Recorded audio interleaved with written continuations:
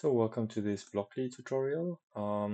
It's a tutorial where we're going to learn how to develop visual programming languages and code generators for these languages. There are a few sub-projects and we have to start with getting the prerequisites installed.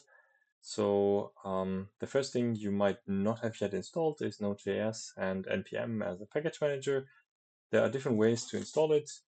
I'm sure you can find different variants online. The easiest one that I found was to go to this website here and then not pick anything up here, but check down here your operating system. So for me, it's just Windows with x64 architecture, and then I just downloaded the installer here,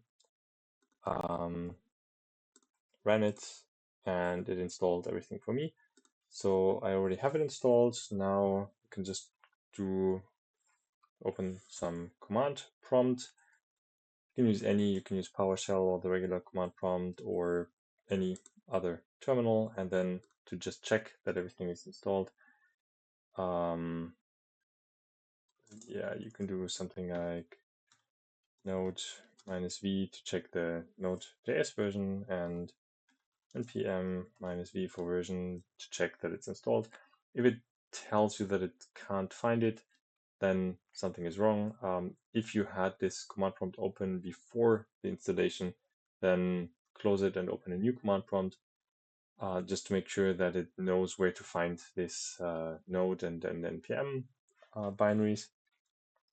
So one issue that I had on Windows is that I had old versions of Node.js installed, and then it was picking always the old versions. So if it shows some really old version here instead of the version 24.14, it could show a different one, probably a more recent one if you install it later. But if it shows a very old one, then you could check with this where node to have it tell you where is actually the installation of that binary. There's under Linux, you have this which and then the name of the binary. So here you could also find it and then see if that's the old installation, then maybe delete it and reinstall. Okay, so that's this installation. You could also use winget as an installation manager. Any way you do it, one way is usually enough. So don't do this one and this one. Just do one way to install it, check if you have it, and if it shows reasonable version numbers, then you're fine.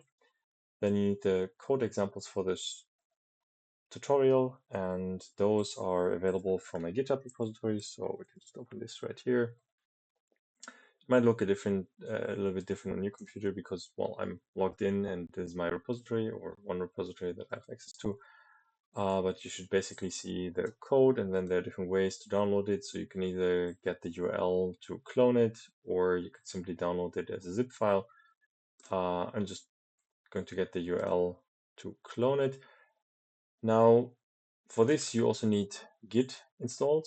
If you don't have it installed, then you need to find some tutorials on how to install it, how to use it, because you will use it for the homework submissions. So yes, I'm just going to go to some subdirectory where I have my repositories, and then I'm just going to say git clone, and then this repository here. Now, that's the first time, well, yeah, I cloned it, so we can just go into this directory that's called Blockly intro, and if you download it as a zip file, you'll have some other thing called with a similar name, and in there we have the different sub projects.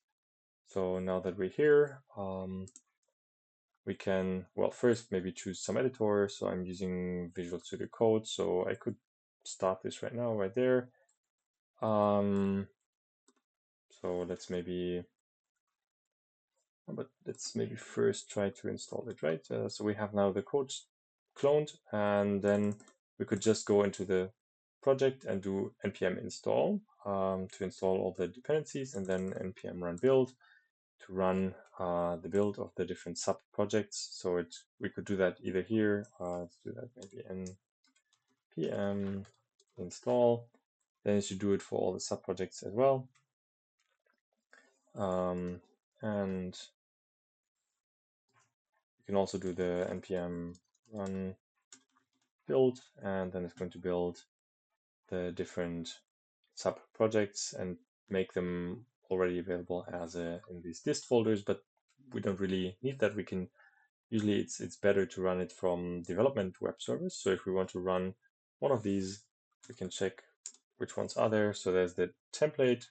We're not going to need this right now. There's the hello block.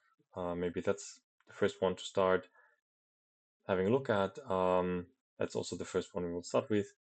And that's also what we did here. Basically, you can cd into that directory and then do the install. We already did that, so we don't really have to do it again. So let's go to this one hello block.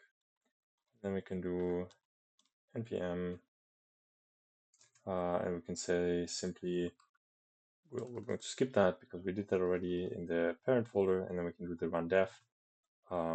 This is going to run some development web server. And now the nice thing is that we can basically do, maybe just click on this link, or do control, click on this link, then it opens in the web browser this running, our running application already. This is our block editor that we're going to use for the first one, and yeah, we see it seems to work. Okay, so everything is fine. Now we can have a look at the different examples. So this is how you start it locally. It's if this port is already blocked because you have multiple versions running, then it's just going to open some different port, and just by doing here, maybe the control click, it's just going to open it in the browser, or we could just copy it and yeah, then paste it here, and run it also. There it is. To stop it, we can simply press Q, enter, and that's it. Now we successfully installed it. If we want to open it in an editor, so let's maybe go back to the root folder, and then here, because I have Visual Studio Code installed, I can just say code dot, and then it opens that here in Visual Studio Code. It might need some time to load, and then we have it. Now we could browse those different folders here, and we're going to do that step by step in the next sections of this tutorial.